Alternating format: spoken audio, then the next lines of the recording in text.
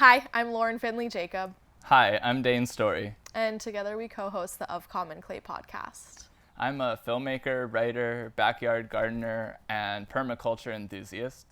And I'm an ethnobotanist, an herbalist, a women's spirituality scholar, and a proud chicken mom.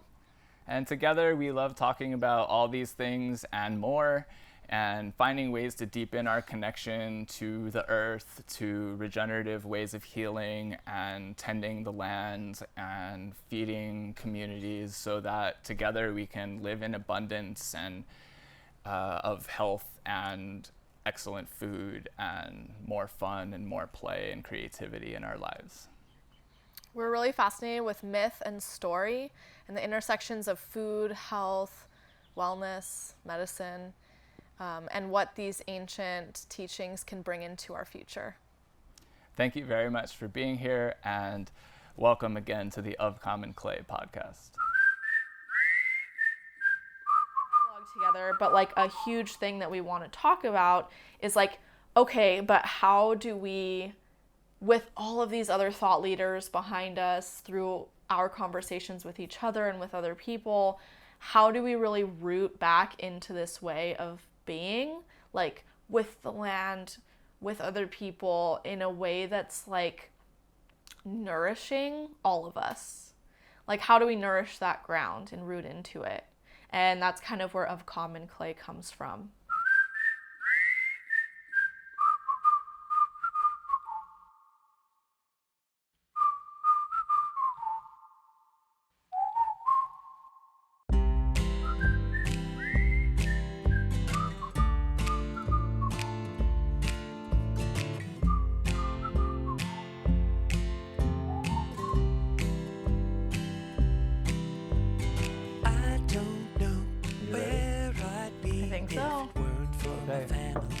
Let's begin. So this is our second time recording a first podcast episode. This is our first podcast episode, yeah. Yeah. We recorded maybe like a year and a half ago, or I would say, if I'm guessing. I'm just guessing. We could probably figure out exactly when that was. Well, it was pre-COVID. It was pre-COVID. Yeah, it was pre-COVID. Over 2 years ago. So I started this program earlier this year.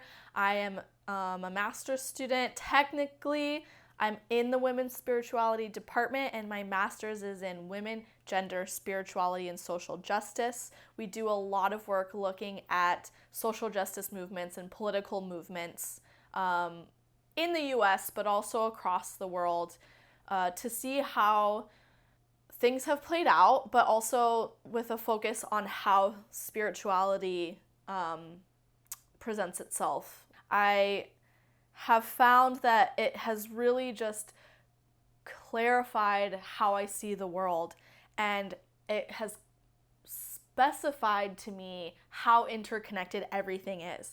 And when you're sitting at home, or you're watching the news, or you're listening to the news, or whatever, you're reading the news, whatever you're doing, the news, I know for a lot of people right now, can be really overwhelming and horrible, and it can seem untouchable, and it can seem like all of these problems are so vast and so spread out that there's no way that we can fix them. And I want to tell you right now that that is not true. I think that the things that I think about, read about, and study should be more accessible to people, which is kind of why I wanted to start this podcast. And it's funny, if you know me, then you know I've always wanted to start a podcast. I don't know how many years it's been that I have been talking about wanting to start a podcast. I just never found the right subject to get into. I never found a co-host that I trusted enough to bring into a podcast. And I also didn't want to do it alone, because all my favorite podcasts are conversational, which is how I and we want to form this podcast, is having a conversation. Book club to save the world, though. It is a kind of grandiose, thought and title for a new podcast by you and I, but I love it because I think that the way that we make the world a better place is through deeper better connected conversations, both one-on-one with one another and then also with groups, and doing a better job of listening to one another and doing a better job of like listening to people's perspectives that maybe we have discounted along the way, especially in our American story, but in the world, and that it's all connected. I've also always wanted to have an ongoing type of storytelling outlet and way to share and synthesize things going on of all sorts of from pop culture and more serious socio-political discussions. But I always like want to slant even pop culture conversations around the important things of the world, which are socio-political, and not to discount that those things are important, because I think for a long time, although I've always been someone who I think has been willing to address and talk about them, we've trained ourselves as Americans and globally to like not talk about them, to kind of like other them in the same way we were talking about discounting humans and plant life and things as like objectifying them. We've kind of like just kind of displaced the most important things we should be talking about as these like things we can't talk about or we have to save for later, or like there's going to be a better time where we have to have a better, more thorough plan before we can do this. It was pre-COVID. Yeah, it was pre-COVID.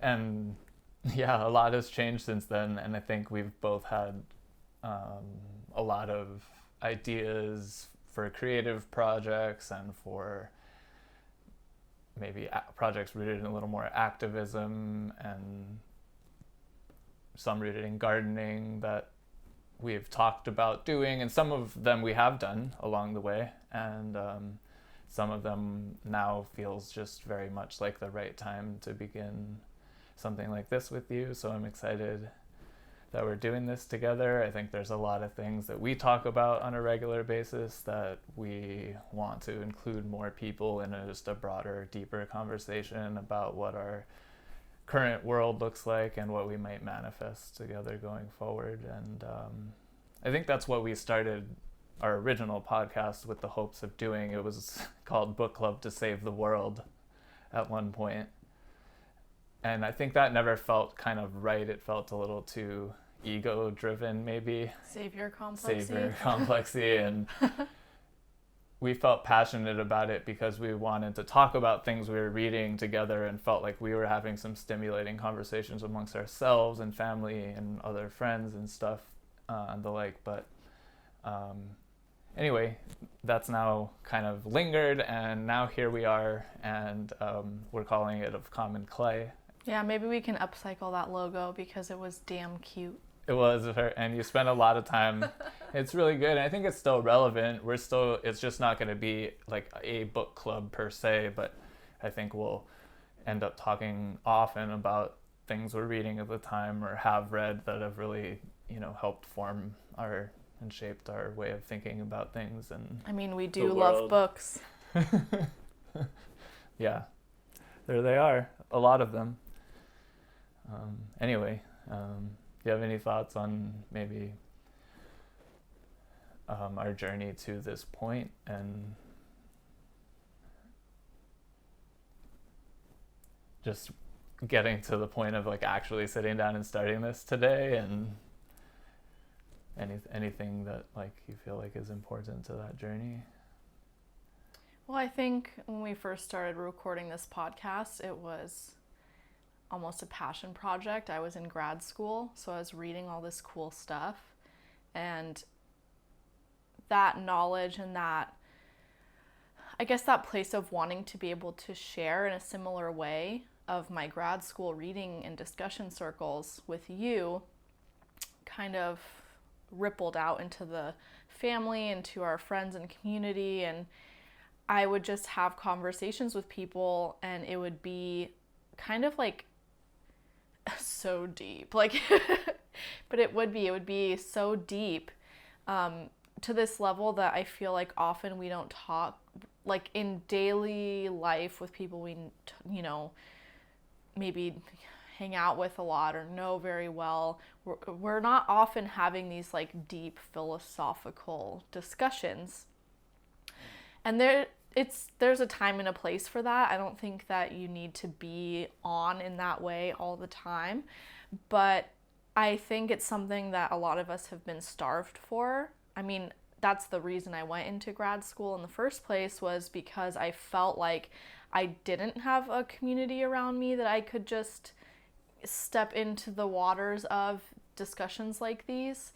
And so I think for us, originally this podcast was going to be about, just exploring things we thought were interesting about potential ways of living in the present and in the future and taking actionable change to have a better society.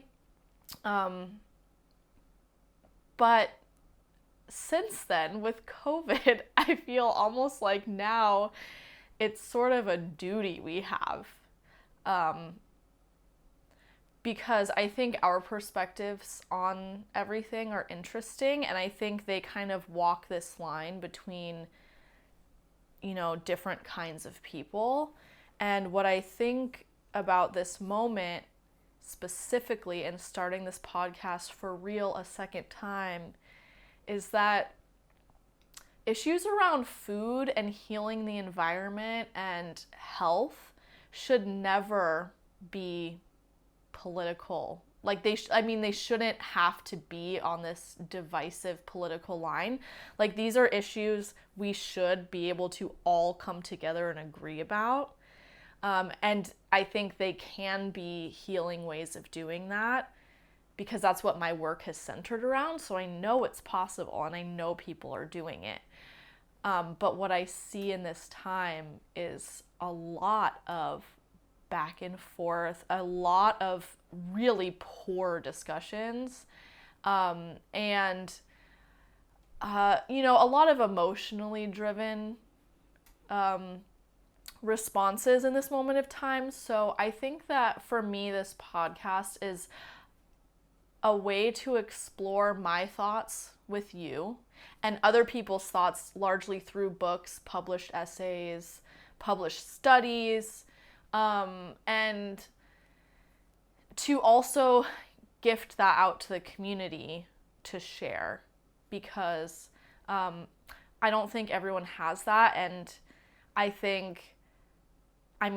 personally talk to a lot of people that have very similar beliefs to me, so I know that there's a lot of people like us out there. However, I think the way social media is right now and the mainstream media, it makes us seem like we're rare little unicorns or extinct little butterflies. Like, if you catch a glimpse of us, it's alarming and almost unbelievable. But there's so many people like us out there, people that believe strongly in natural health, and not only that, but like the power of natural health and the power you have in your own body for your own autonomy, sovereignty, and then what that's looked like across time in terms of other people's trying to steal that power away from you. To me, this is my final quick thought on this, but to me, the first point of total control over a population is stealing that sense of power away from an individual. If you don't have your own sense of empowerment, someone else puts power onto you. It's that external authoritarian authority figure, expert figure, ideology that comes in and replaces what was taken from you. And we've had societies built for a really long time around taking this power away for all peoples. And I hope that through this podcast we can take some time to really go over history in a way that's not often talked or taught about, that I think is very healing, because it really brings these seemingly separate stories together in a common narrative of where we've all been and how oppressions occurred at horrendous levels for a really long time. And what we're going through in COVID right now is not new. It's a continuation of that. And so I think understanding that from kind of like a historical, philosophical, but also a decolonial perspective, contested knowledge perspective, is really important. And I largely do not see anyone doing that. And so I feel, again, like it's a duty or obligation that you and I kind of have right now because of who we are and where we've been. And because natural health is not new to us, you know. I feel like if it was new to other people, it could be harder to like grasp everything going on. But because you and I have been basically raised in the worlds of natural health, it's already a really familiar phenomenon in language and like whole system and structure we understand. So that is like a rooting force for us to be able to then step into this world of contested knowledge, of suppression of alternative medical ideologies and modalities, and take a really critical view of them. So yeah, that's where I'm at in all of this.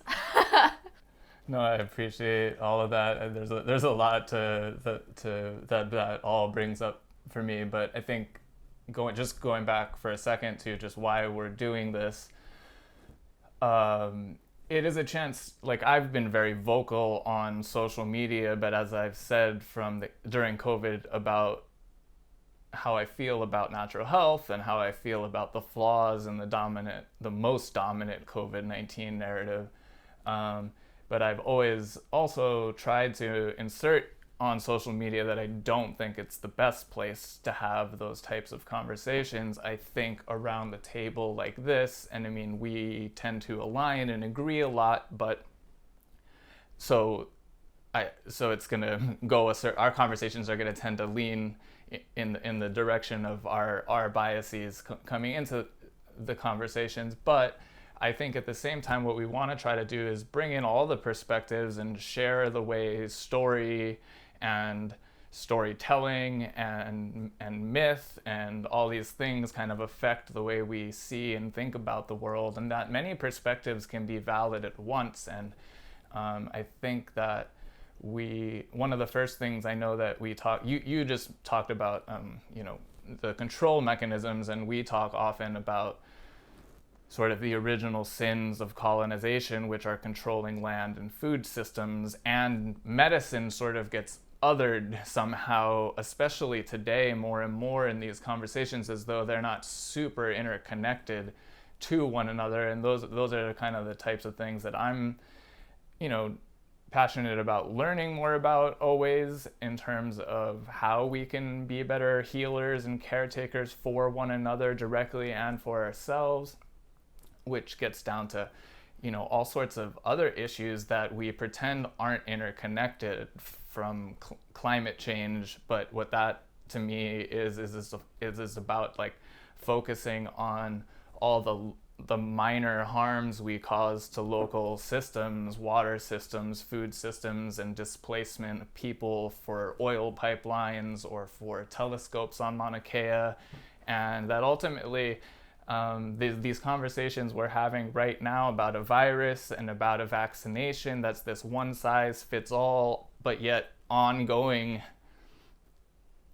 who knows for how long do we have to take this new technology and put it into our bodies, and what are the downstream effects? Like, these are conversations that I think we're interested in exploring, because it's not being explored in the dominant conversation happening in the media and on social media. I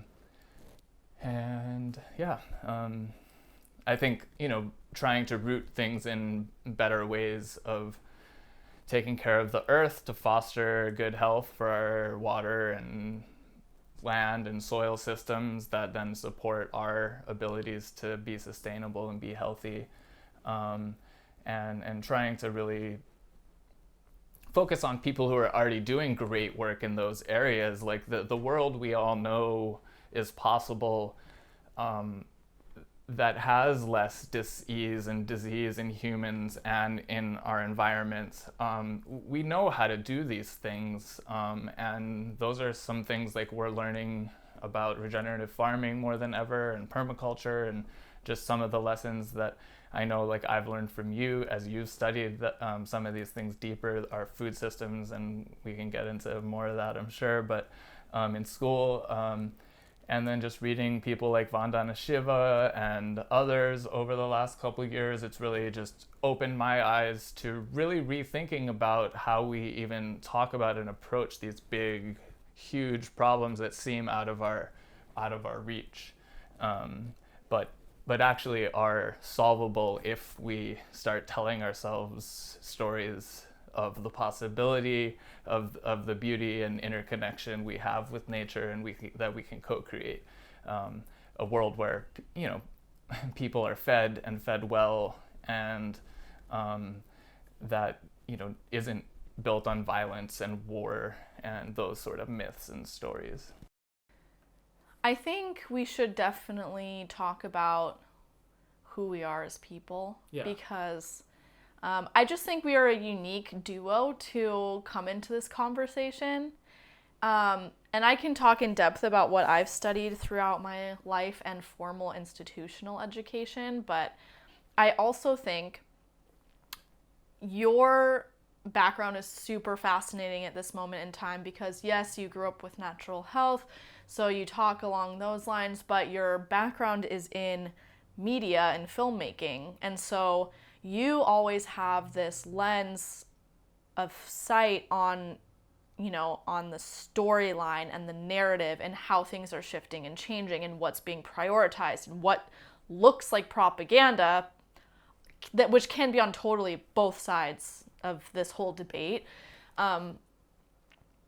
But do you want to talk about that a little bit? Because I think we both know already that story is going to be at the base of all of this. Yeah, well, I think I'll go back into personally what drove my passions as a young child and the like, and towards creative storytelling and filmmaking and writing and all these things. But I think in the present tense, what all that focus has done, and studying cinematic storytelling in particular, is this way of really, especially, and the history of cinema is very short, which is also makes it unique, but there's a lot packed into there, and anybody that's gone to film school or has done a deep dive both through watching cinema from around the world from its inception around 1900 until now, we're only 125 years into the history of cinema, but it is this very sweeping documentation and mirroring more than accurate verbatim record of history, but it kind of has this mysterious quality to it. But anyway, I think that having really focused on the history of cinema and of storytelling in the last 100 years, you just start kind of seeing the ebb and flow of things. And over the last 10, 15 years, I've really just been trying to think of how to, what are ways to expand what storytelling and what are our ideas even of story, the limitations we have of story arc and story structure. And there are lots of examples of more circular storytelling, and just non-conventional, non-linear storytelling has crept into indie filmmaking, and now it's in mainstream filmmaking in the last 20, 30 years especially, because we crave these sort of ways of reflecting back to us the world. And it turns out the world isn't linear, and it's much more complex, and there is truth both to people who like to think that media is creating our future and that it's a reflection of our reality. And more what storytelling just generally does, the way I've come to look at it, both in terms of our actual world and and what we call reality, is often just a myth or a story that we've told ourselves, and a lot baked into our broader story of the world, as one of our favorites, Charles Eisenstein, likes to refer to it, is one of separation, is one of dominance over the other. It's one that breeds war as an instinctive sort of survival of the fittest, is our sort of default scientific explanation for the way the world works. And I think this moment in time, getting back to the present of COVID, and even before COVID, I think like a lot of people have become sort of disillusioned by our dominant world and the systems and the structures that operate it. And a big problem with that is this data-driven world that we've created, that's numbers and it's statistics, and it's often predictions of the future through data collection that are manipulated into forming a story that supports whatever it is you believe or want to achieve or do. And we live today on predictive modeling. We do it in elections.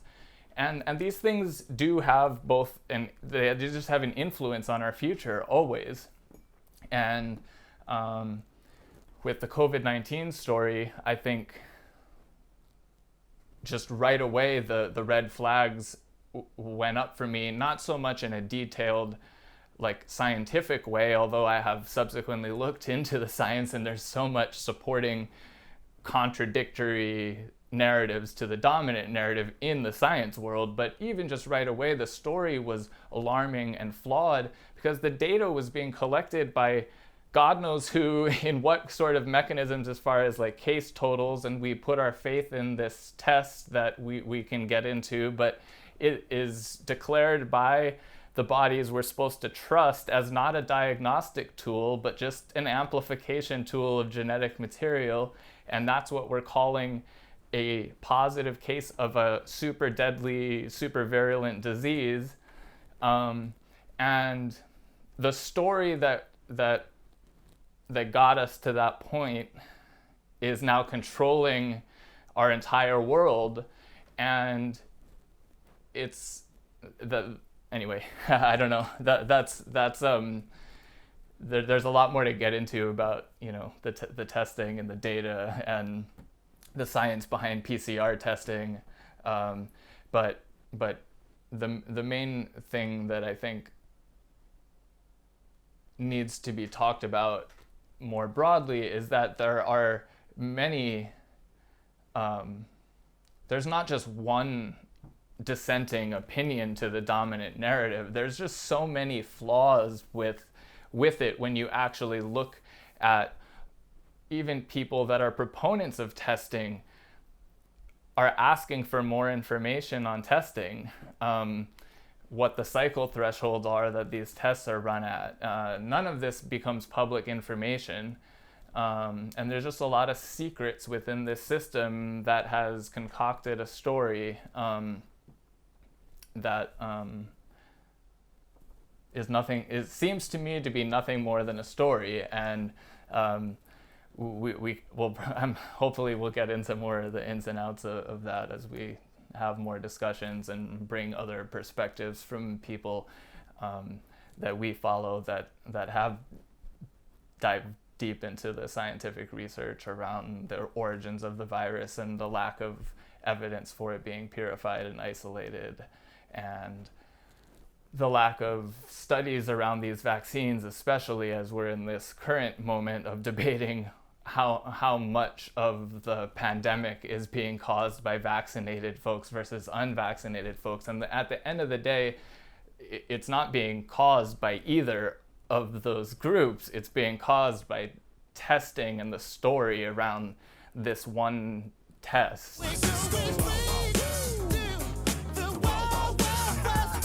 The FDA basically has created a wild, wild west environment for this testing, where under their approval process on an emergency basis, they've let tests on the market that basically have a very, very wide range of results. Well, the emails from the lab staff were saying something looks not quite right, call us. What jumped out at them? When the lab ran specimens that were supposed to be negative, the tests seemed to indicate those samples contained a low level of the coronavirus. On March 26, problems with the test in Spain were made public. A week later, Britain tossed out $20 million worth of antibody tests because of false results. And days later, the World Health Organization issued more warnings about the tests. It took 50 days for the FDA to reverse its course on antibody tests. Fraudulent tests flooded the market. Hundreds and hundreds of tests taken by hundreds of thousands, if not millions of people.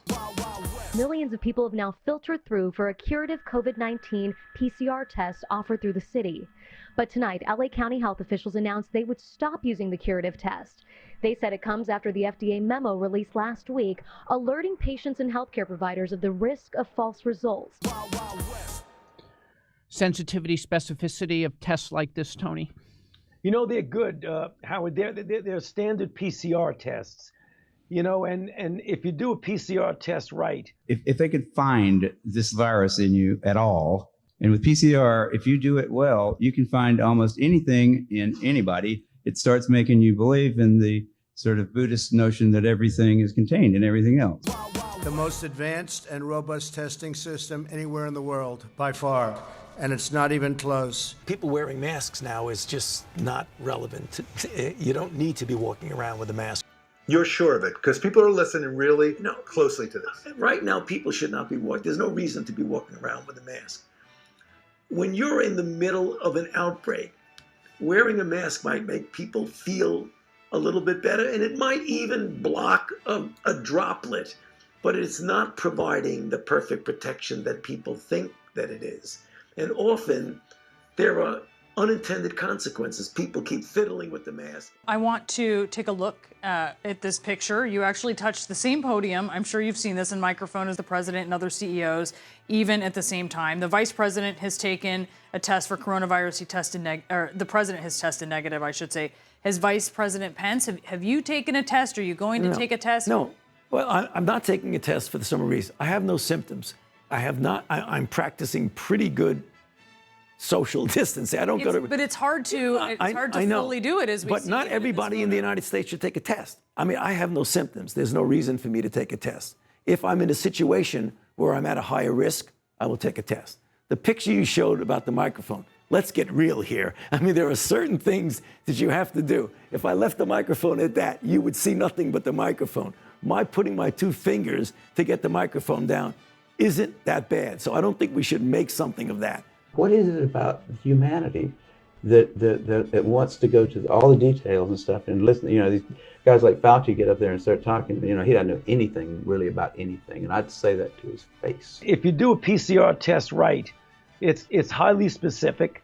Obviously, there are confirmation tests that you'd want to do if you just get one, because there can be contaminations with PCR. Obviously, there are confirmation tests that you'd want to do if you just get one, because. And with PCR, if you do it well, you can find almost anything in anybody. But they're very sensitive, down to, you know, a few copies. Because if you can amplify one single molecule up to something that you can really measure, which PCR can do, then there's just very few molecules that you don't have at least one single one of them in your body, okay?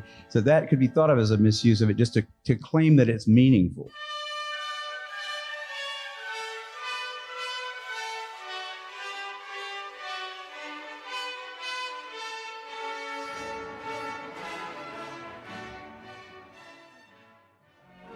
Even the best microscope in the world won't make an influenza germ visible.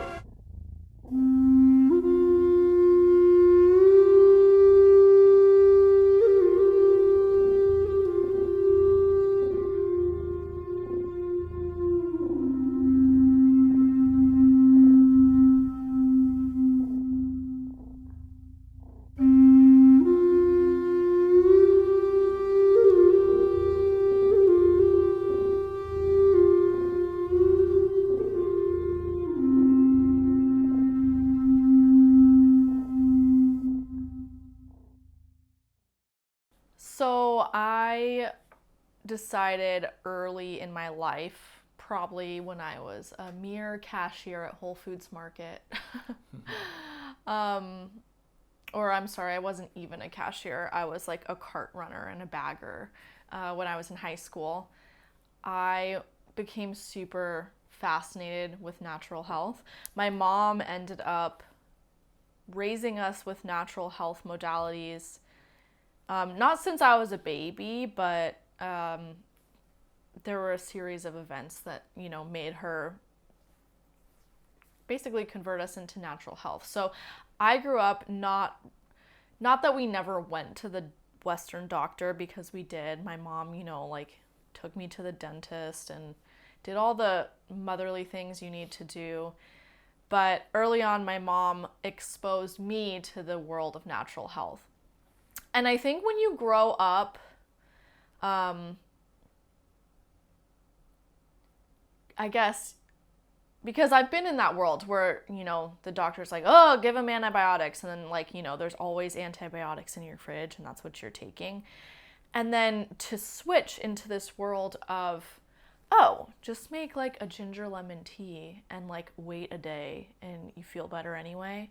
I mean, okay, that's a broad generalization, but there are so many things in the natural health world that are just common practices for staying healthy that I started being fascinated with it on my own volition as a high school student. So I was researching health studies all the time, reading things, watching documentaries, like making superfood salads and taking those to school.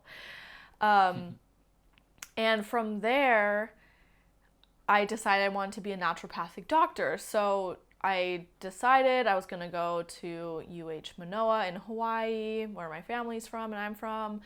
And I came out here, and it took a while for me to decide what my major would be because I knew I had to get the hard sciences out of the way. So I found out that I could be a botanist, and I don't know if I had particularly like loved plants until that point, but I loved herbs. I was always super nerdy about herbs, so I was like, oh, a botanist sounds cool.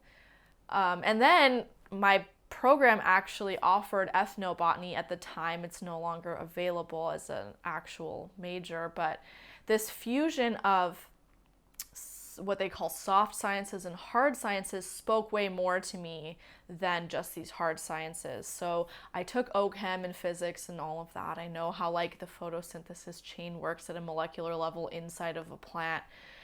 But what I was more fascinated with was how people used plants, and specifically how they use them as medicine and food. So ethnobotany is the study of how people and plants relate, basically. And arguably it's the oldest science ever, because at some point humans had to distinguish, is that a food? Is that something I can use for shelter? Is that gonna kill me? Is that poisonous? And that's basically the study of ethnobotany. So, you know, us ethnobotanists love to brag that we're the OG science, and we're so important that they shut us down at every institution in 2020. So anyways, ethnobotany was really fascinating and interesting, but something that I think really steered me away from other people in that program, because I have friends that are like, you know, really sciencey. There's people that are really sciencey, and then there's people that are more like, oh man, I love psychedelic plants. And then, so they want to study ethnobotany and hallucinogenic drug plants, basically. And nothing wrong with that either. But I think through that, I remember sitting in an ethnobotany class and being like, well, how do people learn what plants to use? You know, because commonly spoken of is like this deep connection in largely indigenous peoples that are still in touch with their traditional lands, of like this sensation of the plants telling them to use them. Like the plant spoke to us, we use the plant. And Western culture completely disregards that. Like there's no contextual way to understand in a scientific manner what the fuck they mean. So I was sitting in class, my teacher was like, so this is how we think humans might start using plants. Like, you know, they observe an animal eating a plant, so they're like, okay, we can eat that plant, you know? And that was pretty much the main explanation. But I kept thinking, like, that's it? Like, what about these people that say the plants spoke to them? Like, what about them? Like, that's the part that really interested me. So this through line kind of always lived with me, where I always was like teetering between this hyper observable, livable world and very fascinated with it, but also very open to this like spiritual, unexplainable, like world that coexists with us always. And traditional institutions don't teach that way. So fast forward many jobs, many career transitions and shifts later, I end up wanting to go to grad school, finding this program that was all about women's spirituality. So my grad program is under philosophy and religion, women's spirituality, and I specifically studied women, gender, spirituality, and social justice. So we looked a lot at like social movements around the world, spiritual activism, how you can have like these huge, you know, like feminist movements, civil rights movements, but how for so many people, the spirit is the most important. And a lot of even modern ideological discourse kind of ignores that. Like it often kind of puts religion and spirituality into the same little box and says that's bad, that's patriarchal, that's oppressive, and leaves it at that.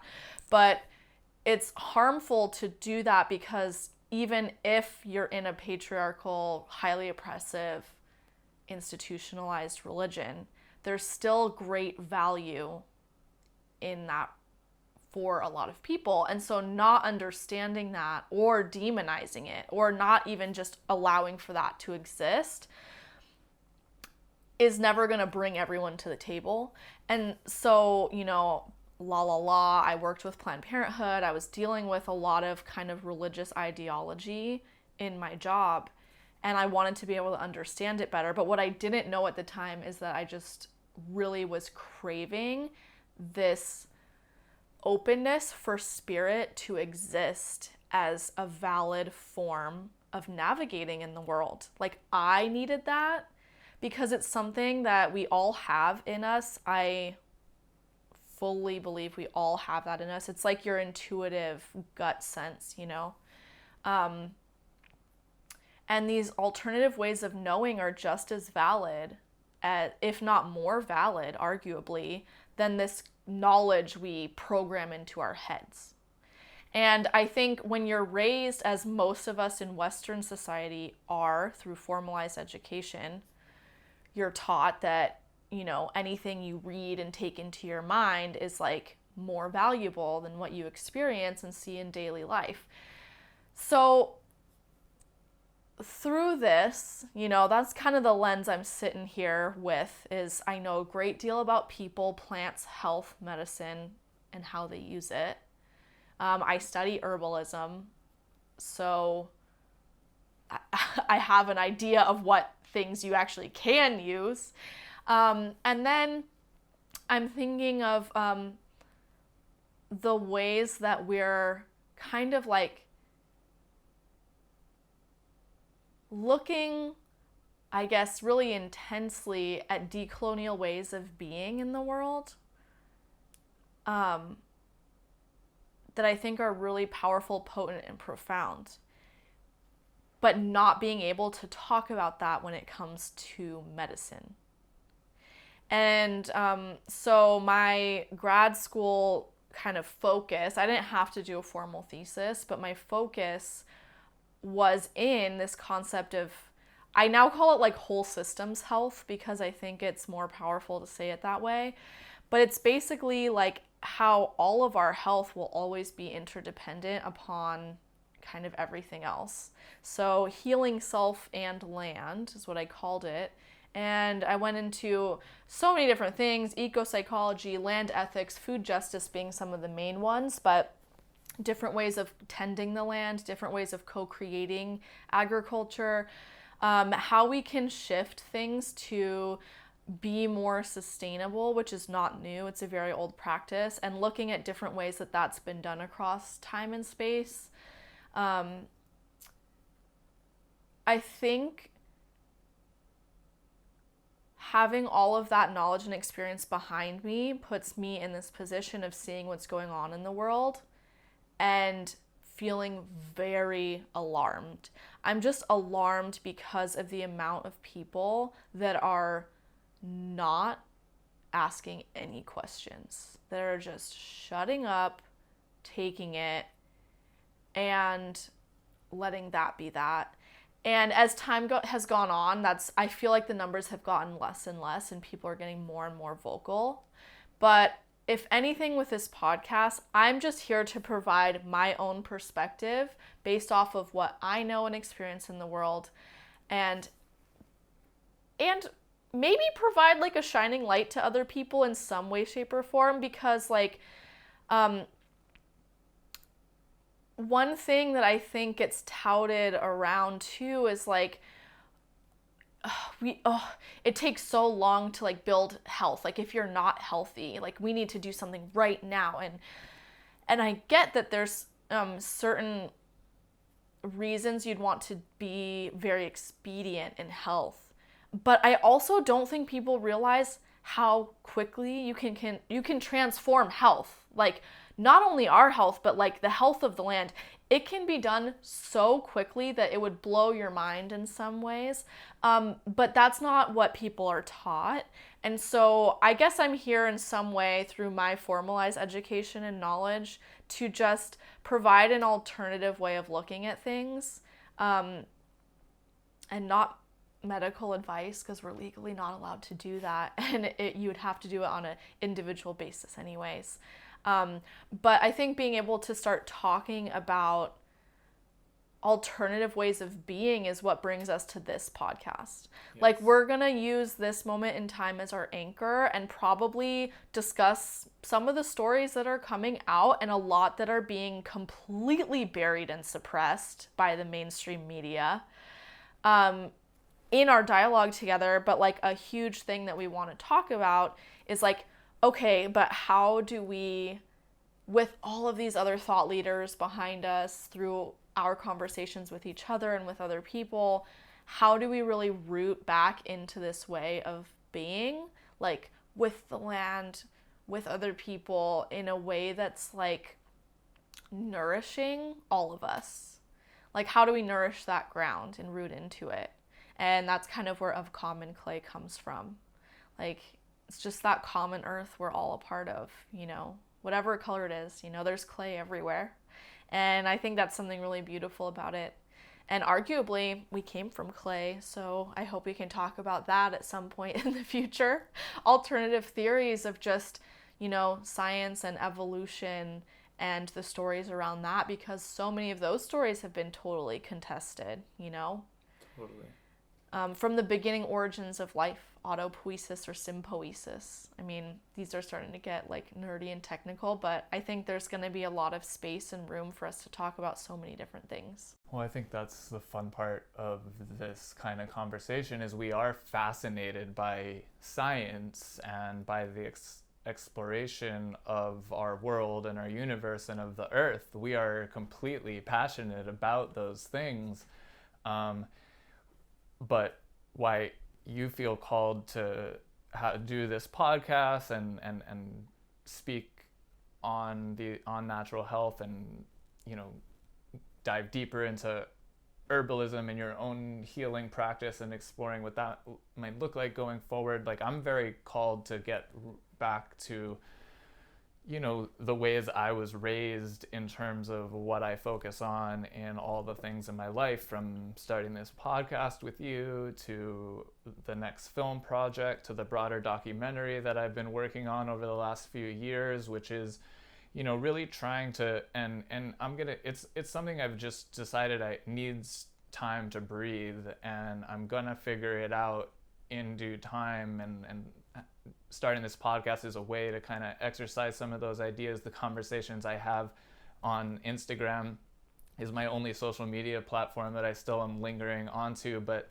I'm thinking about a time where I might leave that behind also. I think it's important to still be involved in that sphere for right now. For some ways, part of it is maybe a little personal and just trying to feel out where people are and test the waters on where people are on some of these things that I feel very passionate about and I think are very important for us all to think about, from natural healing modalities and when I say that, you know, that should mean something a little different, I think, to every individual, and health and wellness should be very hyper individualized. And I think I was given an incredible gift by my parents, who broke away from the allopathic medicine system just before I was born, and then a few years before my younger sister was born. They stopped really going to Western doctors and taking pharmaceuticals because they started doing their own research. I know that's become like a very catchy phrase of today, do your own research, and who wants to do their own research, I guess, Me, but yeah. Some of us are really nerdy that way. Me too, but sometimes it's slung on social media, especially as almost like an insult. Well, just look it up. Oh yeah, just read a book. That's my favorite. Yeah. I'm like, which book you want to borrow from my bookshelf to teach you otherwise? Right, exactly, sir? exactly. And what's been illuminating in this moment is I'll list a whole litany of folks that support. They don't all agree with me 100% on things I'm espousing about the flaws in the germ theory, for example. But there's a lot of ways of thinking about health that just aren't getting entered into the dominant COVID-19 conversation, which is a conversation about symptoms and where they come from. And it's just so funny to me watching, growing up, just getting back to the things that we're focused on in my family, as ways of being healthier in the world, what we intake food-wise, the quality of the food, the kinds of foods we're eating, the balance of our meals, not eating too much processed foods was always the biggest thing. And the more we learn about processed foods, they're just getting better PR and marketing, but anything with a label on it that has a whole bunch of ingredients is made with a whole bunch of things and a whole bunch of processes, especially if there's wheat involved. There's just all sorts of chemicals involved in our processed food production these days that have so many downstream effects. They enter our bodies, they enter the soil and water ecosystems, and so these are just the things that I'm excited to talk with you about, because you've taught me a lot about these things, both just directly from yourself and then with people you've referred me to and that I've had a chance to listen to and read over the last couple of years, especially since COVID has become our dominant narrative. It has been a call for me to really talk about some things that I wish I had been talking about more. I don't like to use the word forcefully, but just more loudly and more frequently. Enthusiastically. Yeah. To have these conversations with friends and things, I wish I'd have done it more openly from an early age, but you do feel sort of an othering by society and just by people that when you go to school, there are cliques around all sorts of things, and the weird kid who does this or the weird kid who does that. But I was always the weird kid who brought home lunch and had the super healthy food, or was trying to eat a little healthier at the cafeteria. Of course, I've not always ate that way, and I went with McDonald's to my friends in high school way too frequently, and we got 49-cent cheeseburgers, but then I read Fast Food Nation and watched Food Inc. And there's something about the disconnection of our modern day world, and it was what I was kind of talking about in terms of data and predictive data controlling our narratives and the way we think about the world and what we're going to fear and what we're going to do, it just gets us lost in terms of being able to actually ground ourselves and root ourselves in doing things we know are important, from cleaning up our water systems and getting chemicals out of our food, and learning the lessons from the fast food nations and the Food Inc. and the forks over knives, and the work of activists around getting glyphosate and seed patenting laws to be eradicated so that the power is in the commons and with people and with farmers, and so our food chains are local and regenerative and transparent, and people are allowed to know who their farmer is. But then we're getting into so many other complicated conversations of who has the right to land and who gets to develop the land. And here in Hawaii, I was mind blown when I moved back home and we started focusing on gardening and soil health and learning more about these things, to learn that our local budget for the Department of Agriculture is 0.4% of our budget, a state that used to be heavily, although it was like a colonizing mechanism of control of the land by outside corporations. We had one of the highest ag budgets in the nation just 20, 30 years ago, but now it's completely co-opted by just two industries, tourism and the military. And, that leaves our local food systems very much just struggling to do things that a lot of people want. Even people that don't necessarily think as radically as I know I come across as believing in natural health and anti the germ theory, which we can get into eventually, my thoughts on how health happens and how disease happens, and those are conversations I look forward to having more of with you. Yeah, I think through this podcast, we'll definitely be trying to simplify things, but also talking through some complex and hard topics. So, through this approach, what epistemology looks like, taking a transdisciplinary stance of really bringing in multiple different lenses of how you view things is going to be really important. And I think when we talk about how, what is health, not everyone agrees on that. That's the first thing. Not everyone agrees on what health is. And so when you're creating a new world where everyone's forced into this same assimilated idea of health, is that something we want to be a part of? We'll get into this, I think, in our first episode around natural immunity, but I've been seeing kind of this idea going around the internet that we all need to move into this one idea of what almost reality is. But that premise in itself is so entangled in this lineage and history of Western thought and ways that we do science in this reductionist model, mechanistic reductionist model, that ends up being this thing that is the foundation and groundwork upon which this medical model has bloomed, okay?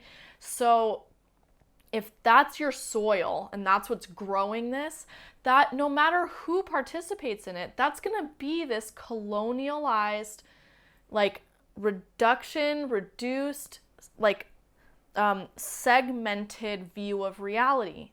It just can't escape that. It can get more complex, but even if you're trying to say your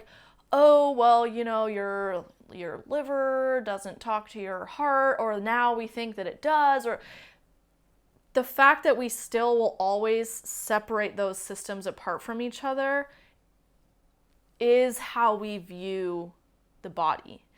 That is how Western medicine views the body. The body is a machine. It has these organs. The parts are replaceable. Here's organ transplants. Here's drugs to fix that. And that's all rooted in this idea of like the material is the utmost important thing. It's the only thing. The spirit doesn't exist. Energy is BS. Consciousness, let's not even go there. Let's actually make anything like that illegal. And so no matter what, you're always going to have this like kind of highly censored, highly cherry-picked mode of health when we're talking about health. I also think that's how a lot of science is formed. Because it's still very reductionist and we still allow certain things like, you know, you can make all these assumptions like of what happens in a petri dish will happen in the body, but the body's so complex, like you don't know what's actually happening. We can get an idea of what might be going on in these isolated, controlled ways, but to always say with utmost authority that that is definitely what's happening, I think is really can be harmful in so many instances. Because the body's not isolated, you know? And so these are some of the nuances that we're going to explore in this, and it's going to be health focused, but it really will, I mean, whole systems health is everything from, you know, water, what water is, what water does, who controls water, like is water alive, like what is the power of water? I'm so obsessed with water. Okay, let's move on. Well, okay, yeah. Beyond water. We'll definitely have an episode dedicated to water and the importance of water in everything. And the nuances of water are amazing. And like this is one thing too, like indigenous peoples of all places know water is life in this way that Western ideology does not understand.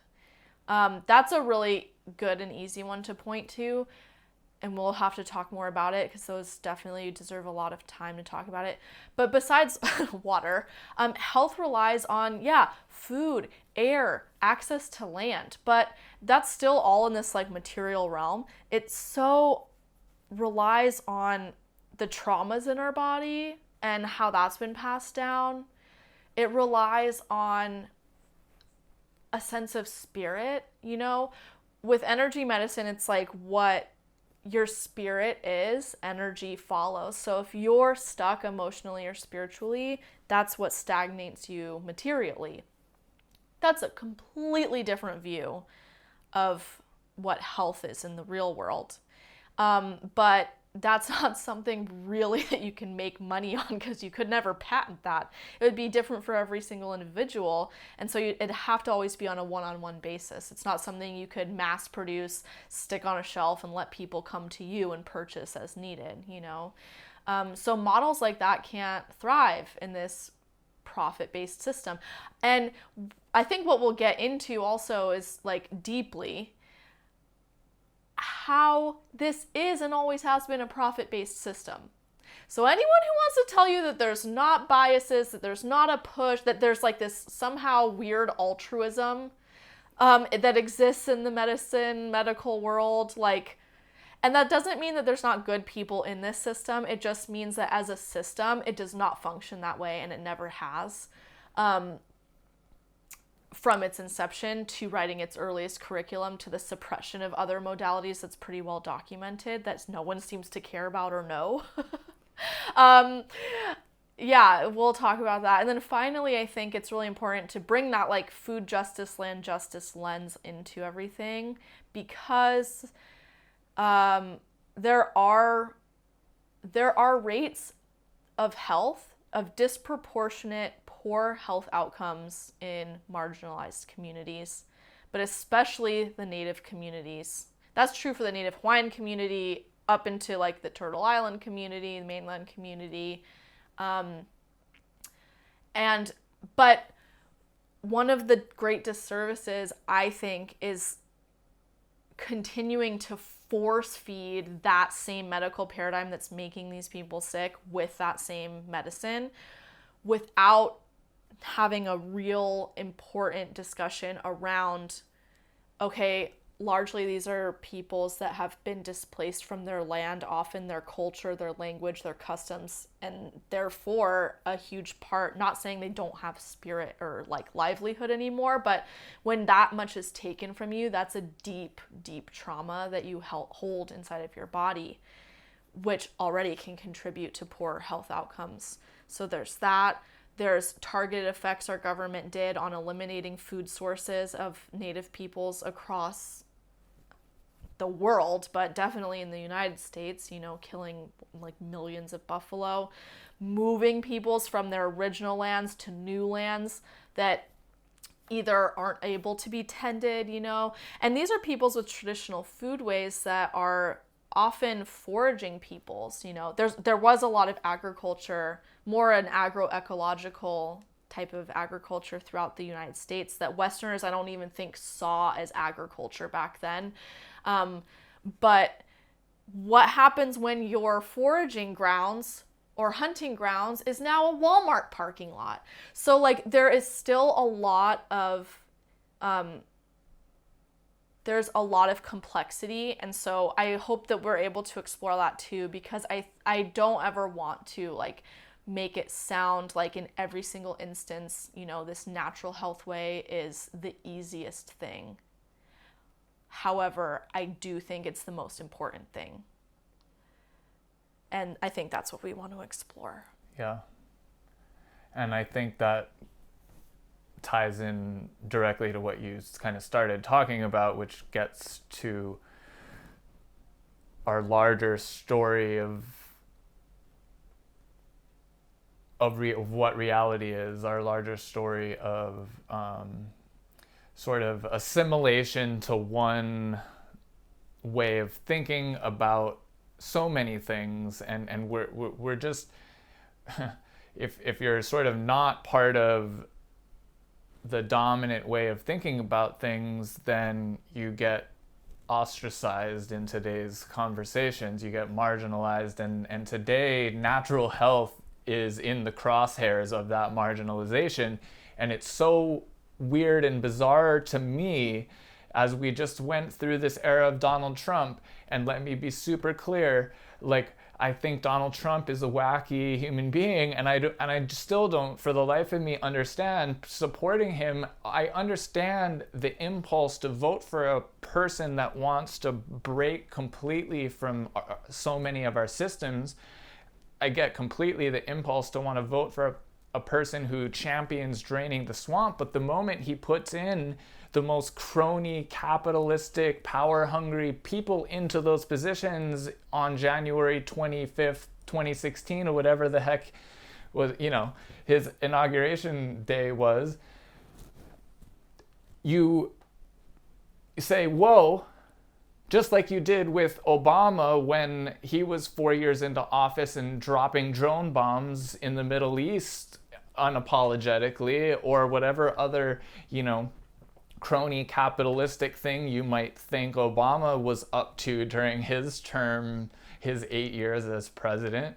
And as we went through the 4 years of Donald Trump, and I just watched our stories dissolve into whether, especially in America, probably more so in America than around the rest of the world, is an American-centric view of conversation, but everything seemed to get driven towards whether or not Donald Trump agreed with it or not, and Donald Trump changes his mind and whether he agrees with something every second of every day. So it just turned into this automatic culture of gaslighting in our way of just discussing anything at all, to the point where we just really stopped discussing anything with any sort of deeper nuance or depth. And then suddenly this COVID-19 story was flung upon us, and there was, from the get-go, there was never allowed to be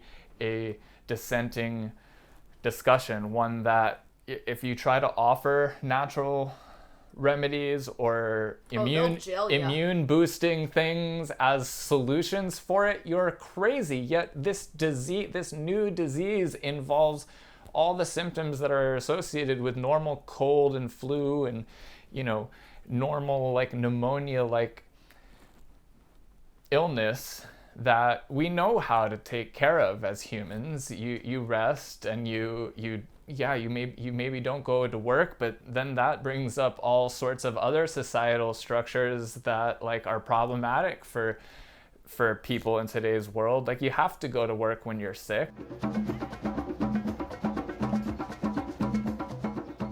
So here's the wild thing. The Center for Disease Control and Prevention just told us, if you're sick, stay home. Then they say to go get tested. Listen to me, hold on. If you're sick, stay home, don't go to work, don't go to school, then get tested. They say to go get medical care if your coronavirus-like symptoms worsen. Break it down. See, for so many Americans, they can't stay home. So when the CDC says, if you're sick, listen, stay home, they write that from a position of privilege. Many of us have heard a consistent message from policymakers and employers: stay home if you're sick. But for millions of Americans, staying home from work when you're sick isn't an option. 1 out of every 4 workers in the U.S., that's more than 33 million people, don't have access to paid sick leave. There's no federally mandated paid sick leave in the United States. There's not even federally mandated sick leave in the United States. Jacqueline Bonnet, a cleaner in Miami, says she had to forego her salary for 15 days as she stayed home in quarantine. Sandra Rivera Del Valle says she gave up 2 weeks' pay to self-isolate, then was laid off. Up to 130,000 protesting farmers and farm workers gathered in India's Punjab state on Sunday, according to police estimates. It's the latest show of strength against the new farm laws that's seen protests across the country for months. It was one of the largest of the demonstrations to date. Tens of thousands of Indian growers have already been camped outside Delhi. Opponents of the law say it hurts farmers at the benefit of large corporations. This farmer at the protest says he wants the laws repealed and that, quote, people should be able to afford food. Prime Minister Narendra Modi's government, which introduced the laws last September, has offered to defer the laws but refused to abandon them. Because of its arrogance that we have created such immunity for ourselves. We've destroyed every international law. We've destroyed all democracy. We have locked people into fear. No one can hold us to account. I mean, look at the debate right now on the GMO question in Europe, where we created laws on GMO regulation and they want to knock it down, and Bill Gates again is financing the lobbies for that deregulation. So there is an arrogance that I can't be touched. And, the British Empire had that arrogance. The sun never sets on the British Empire, and it's set. So I think if we realize that we live in a powerful world full of energy, and that energy is a creative energy of the universe, and our power is the spiritual power of aligning ourselves, which we call Rita and the right action. That's what Dharma is. Aligning yourself with that power, then we are very powerful. And these people who think they are beyond all accountability can be brought to account.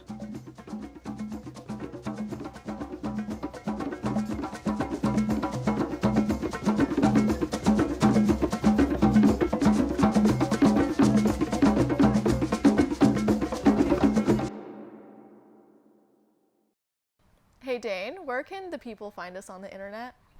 You can find us on Instagram or YouTube at Of Common Clay. And if you feel so inclined, you can support us on our Patreon page, also Of Common Clay.